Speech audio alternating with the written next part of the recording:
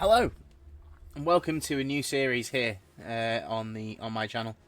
I'm Dizzy, also known as James, and I'm here to talk about a series on iRacing that I have found a massive love for in the last few months, and something that I am now working hard on for the rest of this year.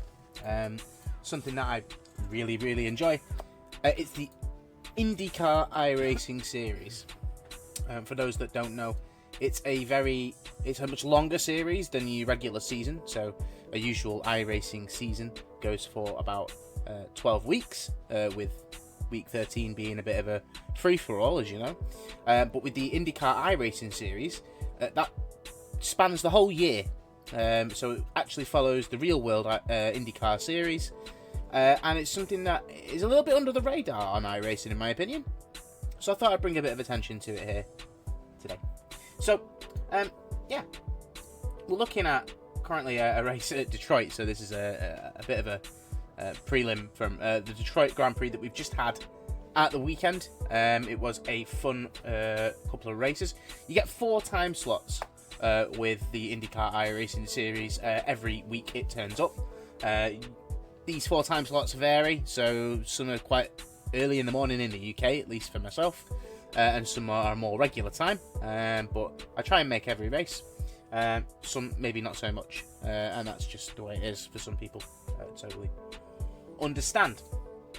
So the IndyCar iRacing series, it does road circuits and it does ovals, so both of your licenses do get affected when you do particular races. Obviously, if you do a road circuit, then it's going to be it's going to affect your road license, your Formula license, and if you do oval races, it's obviously going to put you in a split based on your oval license. So you have to watch yourself with those things. It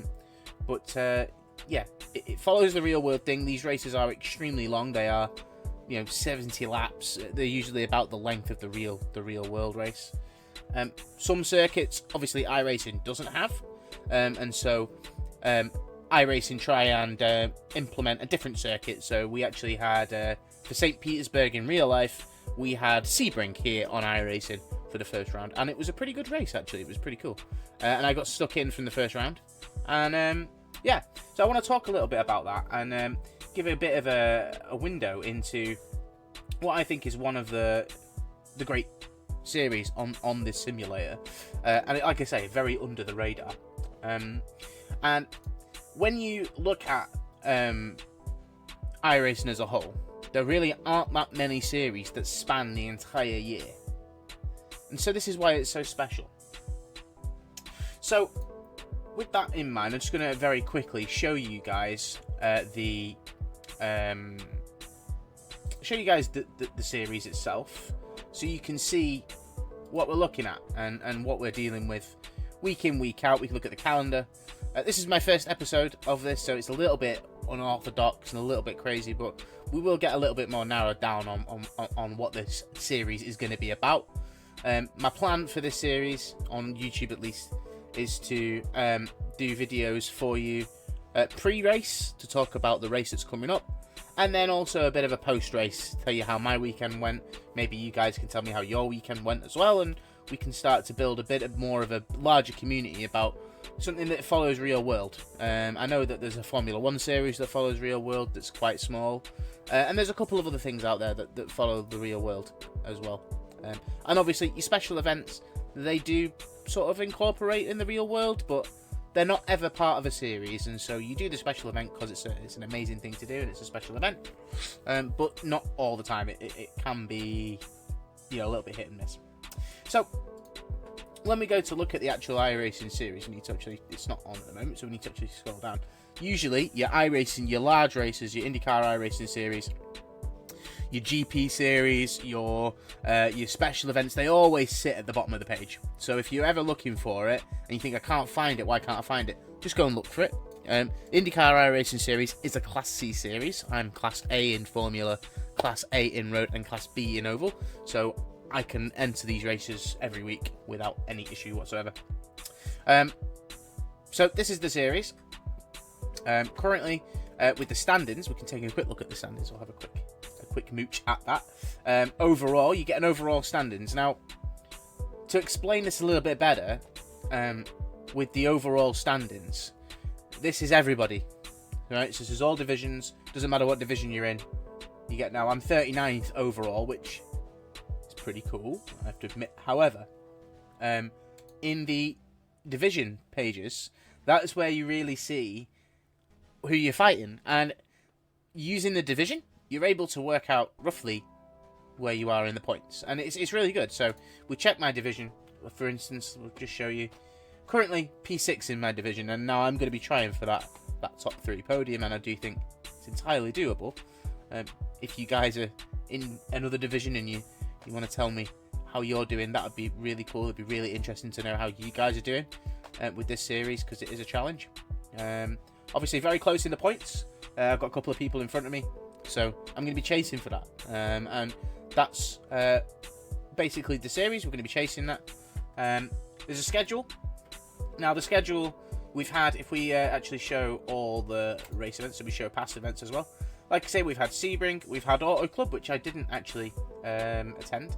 I missed one race so far this season that I didn't really want to, but I didn't have the time or the money to do Auto Club, so I just didn't do it. Long Beach, I actually won my split, which is an amazing thing, obviously.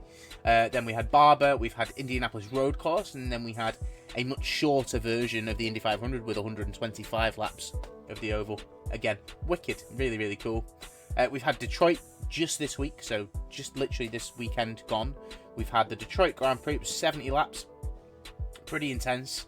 All walls, and if you've driven Detroit, you'll know it's a hard circuit to deal with traffic and deal with racing others. It can be a challenge, but we got there. I managed a podium there this week, so that's an amazing thing. And so you can see we've got Worldwide Technology Raceway coming up, and we've got Road America, Mid Ohio, Iowa. It is a genuine mix of different circuits with a couple of ovals to round out the season. And Portland as well, which is a new circuit to the simulator in this season. It'll be interesting to see how people deal with Portland going into next season with the new tyre update and all those things. So it's an interesting season, and something that I think most people should really try and take a look at. I think it can be quite special. It's different. You're not racing every week. You're racing the odd weekend here and there. It does sort of clash with the odd endurance race, but you try and make it work, and you try and make it fit as much as you can. So what we've got in the background now is Gateway. So this Gateway, it's just a AI race. So we've gone to Detroit. We've finished Detroit now. We are, like I say, top 6 in my division. So let me know where you are in your division. But the next race is a race I don't have much experience with.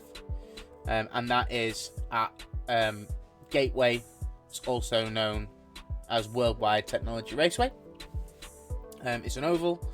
It's a bit of a weird oval with, I think, turns 1 and 2 being quite small in terms of radius, and 3 and 4 being quite large in terms of radius. So quite a unique oval, and something maybe that will be a good thing or might be a bad thing. It really depends. I've never done it before, so we will just have to wait and see.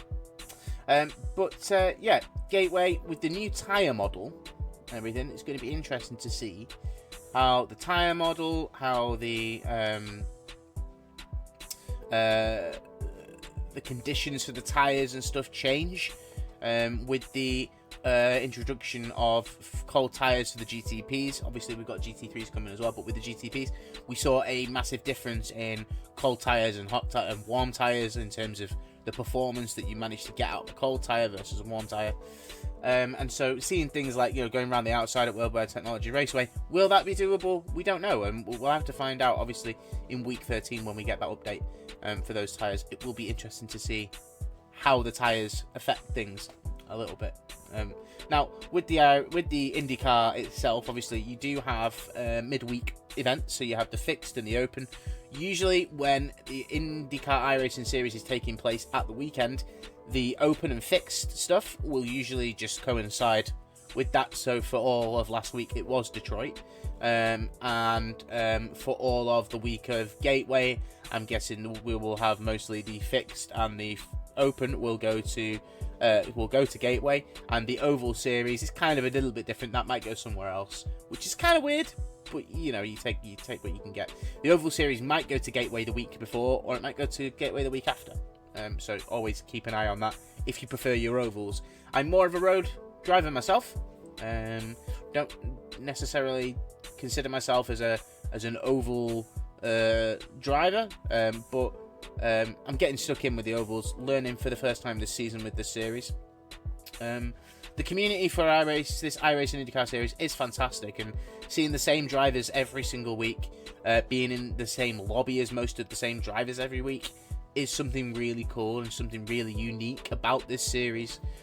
Usually with iRacing, you jump into a lobby, most of the drivers you've never raced before.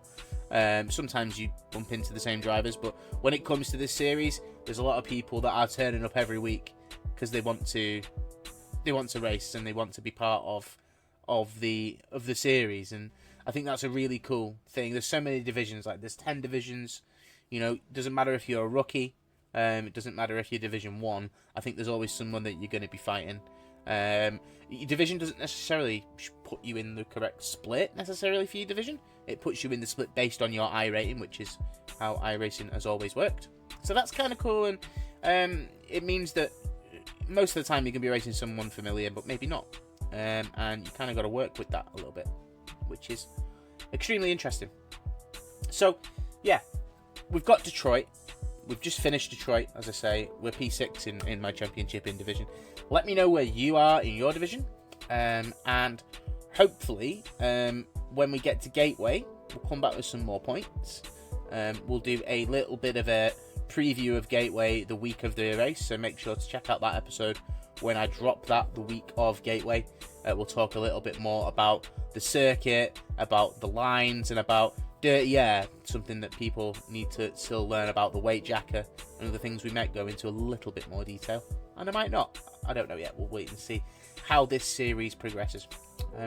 Yeah, if you like this episode and you like this the beginning of this series and you want to see more about the iRacing IndyCar series, make sure to give me a thumbs up. Make sure to give me drop a comment about where you are in your series and your story. It'd be interesting to see how everybody's story is going. It follows the real world, and so yeah, when the real world champion is crowned at the end of the year, the same is in iRacing. So pretty cool.